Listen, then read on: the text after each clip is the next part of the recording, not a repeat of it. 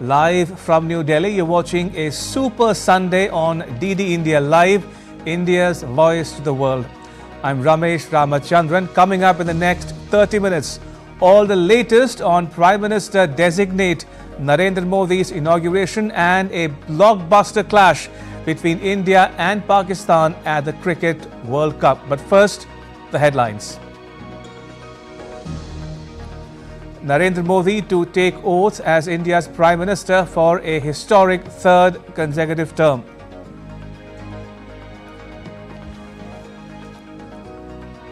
South Asian and African leaders arriving in New Delhi for Narendra Modi's inauguration.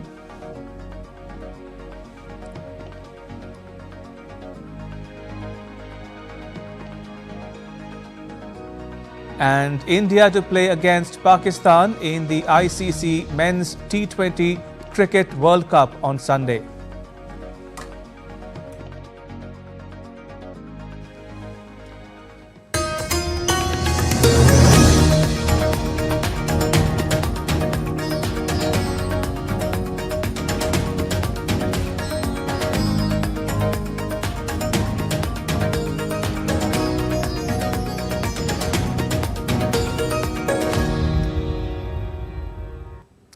Prime Minister designate Narendra Modi will create history on Sunday when he takes the oaths of office and secrecy for a third consecutive term.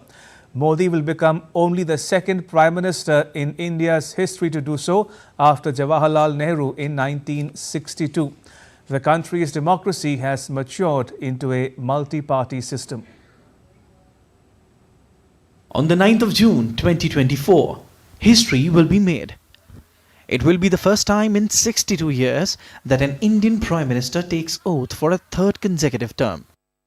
प्रधानमंत्री जवाहरलाल नेहरू 3 बार वो भी प्रधानमंत्री हुए थे और उसके 62 साल बाद ये प्रक्रिया दोहराई जा रही है। इस 62 साल में हिंदुस्तान में कितनी राजनीतिक परिपक्वताएं आई, कितनी कॉम्प्लिकेशंस आए, क्या-क्या यहाँ का वातावरण बना। National Democratic Alliance leaders have expressed their unwavering support to Prime Minister Modi as he sets into motion a third term at the helm of an NDA government. MPs, both youthful and seasoned, look forward to the next 5 years. Floor leader की एक जिम्मेदारी है, वो जिम्मेदारी के साथ जो है हम लोग काम करेंगे, सभी एमपीज को साथ में लेके, सभी पार्टीज से जो है समन्वय रखकर। सच में एक हिस्टोरिकल मोमेंट है, इसलिए सारे देश से कार्यकर्ता आने के लिए बहुत ही उत्सुक है। सबको हम एकोमोडेट नहीं कर पा रहे। बंगाल से भी हजारों की संख्या में कार्यकर्ता यहाँ पे आना चाहते हैं। मोदी जी को तीसरी बार के लिए प्रधानमंत्री का शपथ लेते हुए देखना चाहते हैं। Not only in West Bengal, BJP leaders in Kerala have expressed confidence that the southern state has now opened its doors wide to the BJP. It was a game changer election this time. The 7 decades bipolar politics now turned to tripolar. And moreover, we have increased our vote share to 20%. Comfortable victory in Trichur, got one MP, and Attingal, Trivandrum, Alapi and many constituencies, we crossed 3. Our vote share has increased. So this was a game changer election. People accepted Narendra Modi's development politics. With world leaders from India's neighbourhood scheduled to attend the event, Delhi police have set up a control room on Kartavya Path, the historic road that joins India Gate to Rashtrapati Bhavan. On June 9 evening at Rashtrapati Bhavan, Prime Minister Modi, followed by his Council of Ministers, will also take their oaths of office and secrecy, forming the new cabinet and political executive of the Government of India. Bureau Report, DD India. Ahead of the swearing-in ceremony, Prime Minister designate Narendra Modi visited Rajghat in New Delhi. Mr. Modi paid homage to Mahatma Gandhi. The memorial is dedicated to the father of the nation. It marks the spot where the Mahatma was cremated on 31st January 1948. It consists of an eternal flame.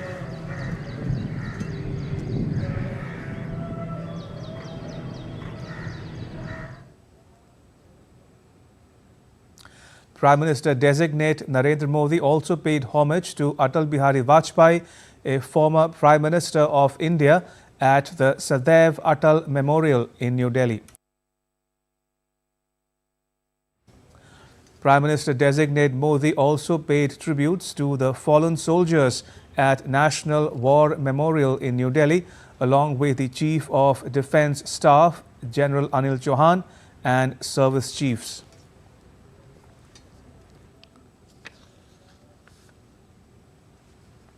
The Prime Minister designate signed the visitors' book at the memorial.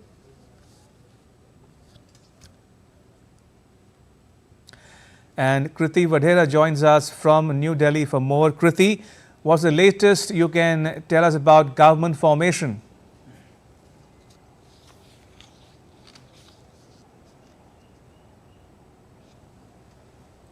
Well, good afternoon, Ramesh. And to begin with, let me tell you that New Delhi, the heart of India, appears to be like a high security zone since yesterday.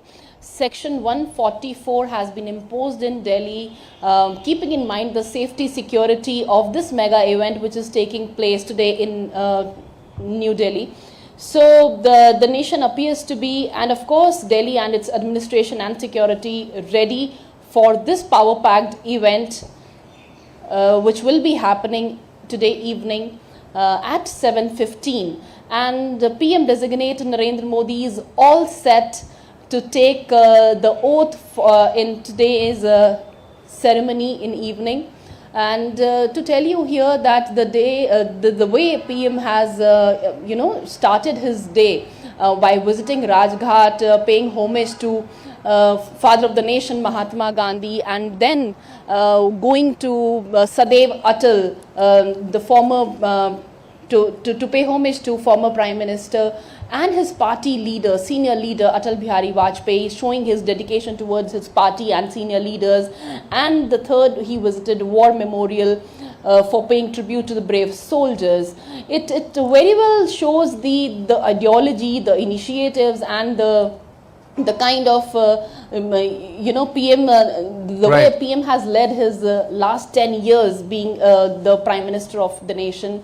And the same would be highlighting in today's event by the special invitees. Let me tell you here that in these special invitees, there'll be the sanitation workers, and to bring here that transgenders will also be invited in today's mega event. This shows that how sensitive PM is, and also dignitaries will be there to attend today's event. And coming to the formation of the government and this coalition of NDA, so the official call to be in the Haiti was made to these leaders, the coalition, the NDA alliance partners, and at 11:30 they've already arrived at PM residence.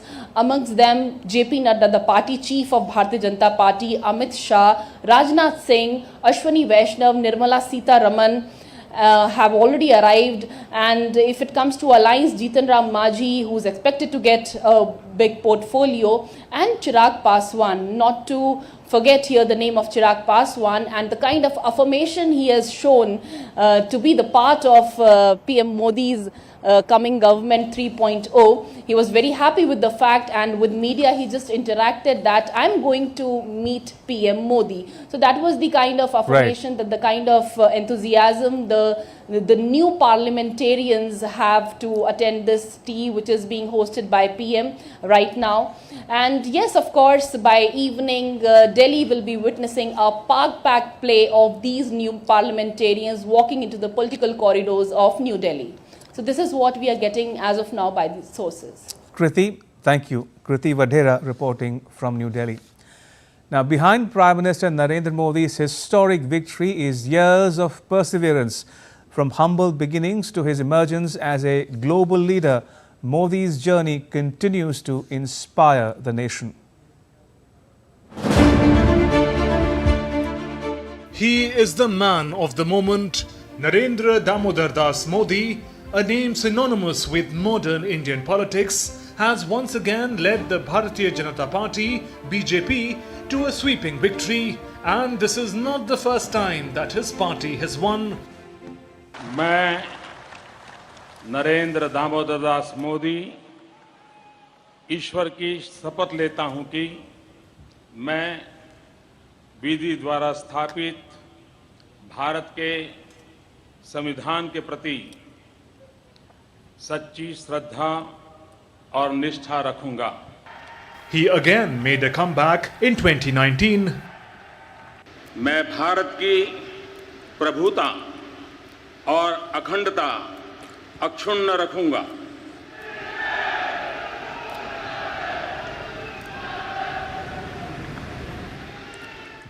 Born on September 17, 1950 in Vadnagar, Gujarat, Prime Minister Modi is a figure whose political journey is intriguing as well as inspiring. Rising from humble beginnings, his ascent through the ranks of Rashtriya Swayamsevak Sangh (RSS) to the BJP and eventually to the Prime Minister office in the country is a testament to his tenacity, vision and unwavering commitment to public service. His upbringing in a modest family instilled in him values of discipline, hard work and service to the nation, shaping his future endeavours. In 2001, he became the Chief Minister of Gujarat, a position he held until 2013. His tenure as the Chief Minister is often regarded as a transformative period for the state, marked by rapid economic growth, infrastructure development and social initiatives. Under his leadership, Gujarat emerged as one of India's most prosperous and industrialized states, attracting investments and generating employment opportunities. In 2014, his campaign was built on the promise of Achhe Din, which is good days, focusing on economic reforms, anti-corruption and national security. PM Modi's tenure has seen significant initiatives such as introduction of Goods and Services Tax (GST), Digital India Campaign, Swachh Bharat, Clean India and Make in India. His foreign policy maneuvers have also redefined India's position on the global stage. Prime Minister Modi is the boss.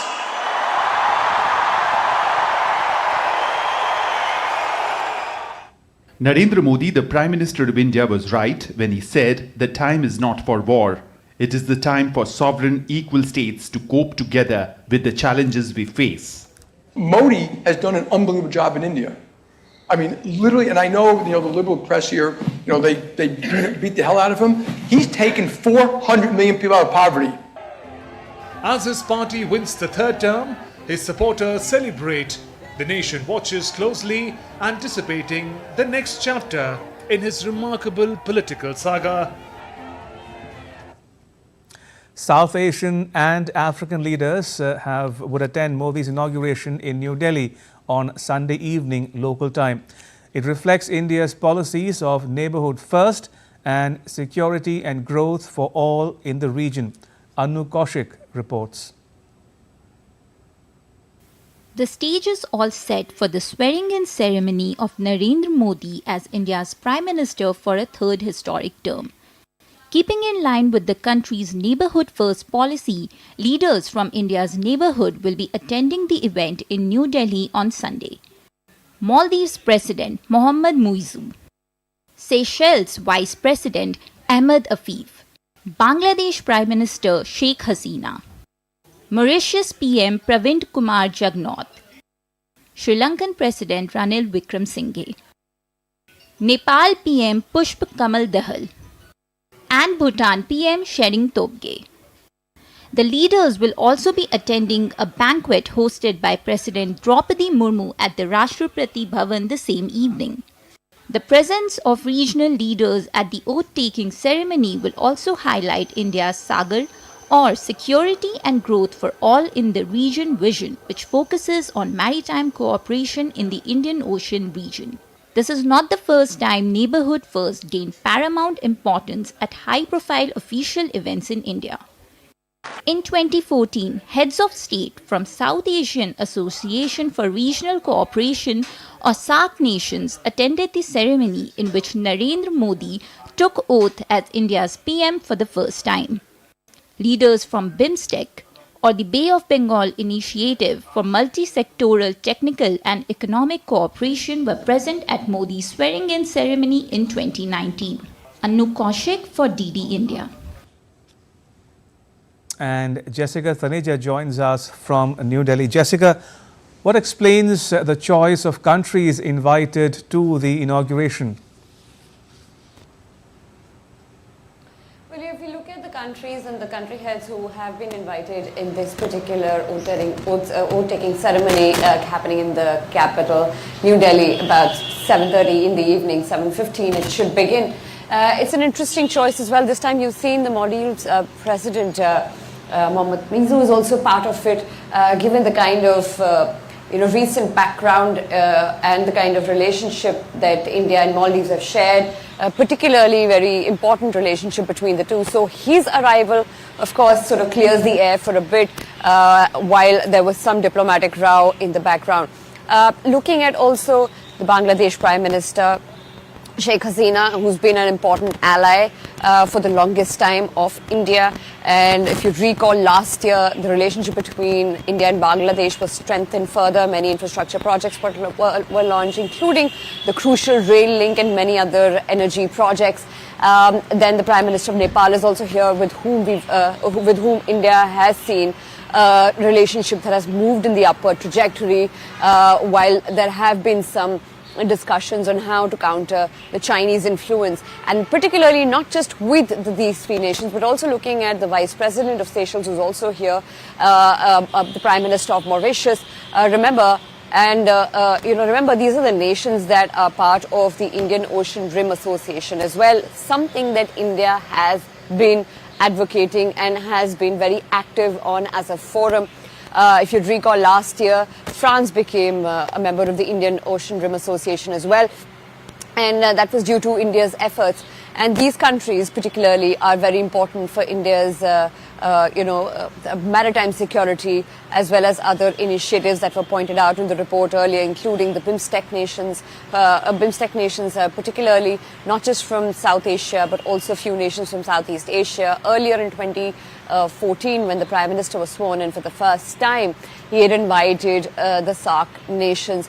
But this time, the Neighbourhood First policy again gains prominence, where the Prime Minister wants to continue focusing on the Neighbourhood First, that is to engage with countries like Sri Lanka as well. If you recall, Ramesh, with Sri Lanka also, India has had a very strong relationship when it comes to looking at the neighbourhood. It was not so long ago when Sri Lanka was ridden by a debt crisis, and India had extended a helping hand by offering a huge credit line, among others, who had come in to sort of help Sri Lanka at the time of economic and political turmoil. So these particular nations and their invite to the oath-taking ceremony is more significant and more speaks about the policies that India has been undertaking over the last few years, and particularly the last decade, which has seen a lot of importance focused on these particular nations. Thank you. Appreciate it. Jessica Taneja there in New Delhi. Now, Prime Minister Modi is the only leader after World War II who has been elected for a third consecutive term after completing the full tenure of each of the previous terms and with a consistent vote share in every election. World leaders such as Barack Obama, Justin Trudeau, Abe Shinzo and Angela Merkel have all won elections many times, but some of them could not complete their terms, while vote percentage of some leaders had dropped drastically. Prime Minister Narendra Modi is the only leader in the broader democratic world post-World War II who has been elected for a third consecutive term after completing the full tenure of each previous term and with a consistent vote share in each election. There are few leaders in the democratic world who have had the opportunity to win 2 or more consecutive elections after the Second World War. Former US President Barack Obama won 2 consecutive terms in 2008 and 2012, but his vote percentage dropped in second time. Canadian Prime Minister Justin Trudeau has also won the elections 3 times in a row in 2015, 19 and 21. But for the second time, his government could not complete its tenure. Japan's former Prime Minister Shinzo Abe also achieved these 3 consecutive victories in 2012, 14 and 17. Before this, he was also the Prime Minister in 2006 and 7. But none of his governments could complete their tenure. The victory in the 2024 general elections are all owing to the Prime Minister Modi, his popularity. As you all know, around the world, his ratings for last several years have been no less than 77-78% around the world. So that speaks for itself.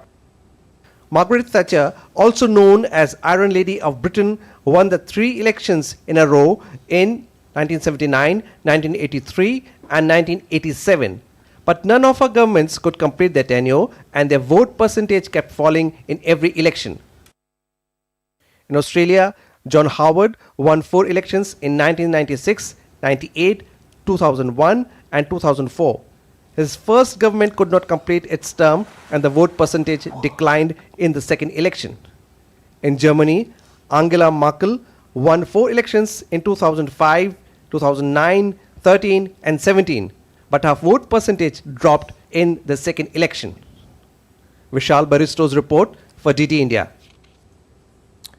All right, now take a look at some more updates on Prime Minister designate Narendra Modi's inauguration.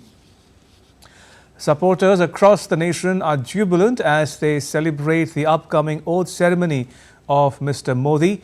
Supporters from India's national capital, New Delhi, celebrated the victory of Mr. Modi. BJP leaders of Varanasi performed Ganga prayer for the Prime Minister, Mr. Modi. This ritual, held on the banks of the sacred river Ganga, is a mark of reverence and support for Mr. Modi as he prepares for his upcoming oath ceremony in New Delhi. Prayers held in temples reflecting the diverse yet united support for Mr. Modi's leadership. This nationwide wave of prayers and well-wishes is a testament to the widespread belief in Mr. Modi's vision and leadership. To sports news now, India will aim to capitalize on an unpredictable Pakistan's vulnerabilities and unfamiliarity with the tricky conditions in New York City, where the traditional rivals face off in a T20 Cricket World Cup clash on Sunday. The match starts at 8 p.m. India time or 14:30 GMT. Tapas Bhattacharya has more.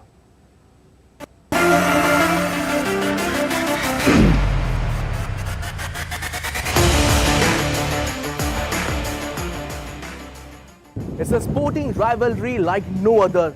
This weekend, cricket giants India and Pakistan are set to clash in a historic match in New York for the ongoing ICC Men's T20 Cricket World Cup. For the first time ever, these neighboring nations will face off on US soil as the T20 tournament makes its American debut. Both India and Pakistan have claimed the T20 World Cup once. India, the inaugural edition in 2007 and Pakistan in 2009. These teams have collided 7 times in the T20 World Cup. India have dominated with 6 victories, including a thrilling bowl-out and a grand finale in 2007 and Virat Kohli's sensational heist in Melbourne in 2022. Pakistan's lone win came in 2021, where they shattered India's World Cup winning streak with a dominant performance in Dubai. As India takes the field, they are driven by a thirst for a major trophy, their last being the 2013 Champions Trophy. With Rohit Sharma at the helm, Virat Kohli's experience and Surya Kumar Yadav's explosive batting and the explosive bowling by Bumrah, the men in blue are ready to ignite the stage. On the other side, Pakistan, led by the consistent Babar Azam, is on a mission for redemption. With the batting lineup anchored by Azam and Mohammad Rizwan and the youthful energy of Saim Ayub, their ambitions are clear. Their fierce bowling attack led by Shaheen Afridi blends pace with experience, making them a formidable opponent. The stage is set. The players are ready. The world watches as India and Pakistan gear up for the battle like no other in a city that never sleeps. Tune in to witness history in the making. This is Taposh Bhattacharya along with my camera person S. Jaishankar reporting live from New York. The ICC T20 Men's World Cup makes flags of 20 countries, including India's national flag, from plastic waste. It's an eco-friendly move. This approach raised awareness of environmental sustainability and importance of recycling. The move inspires cricket fans to adopt better waste management practices.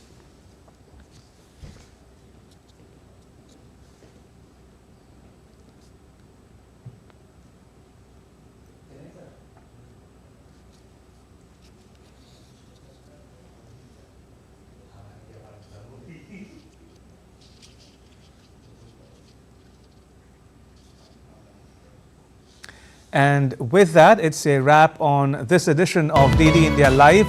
For those of you on the go, you can get all the latest news and updates on the DD India mobile app. The app is available on Android and iOS platforms. You can scan the QR code on the screen to download it. Let us know your thoughts on the news of the day.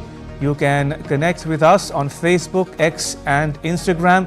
You can also check out our website ddindia.co.in. We'll be back with more news as it breaks here on DD India. I'm Ramesh Ramachandran. All of us here in New Delhi. Thanks for watching DD India Live.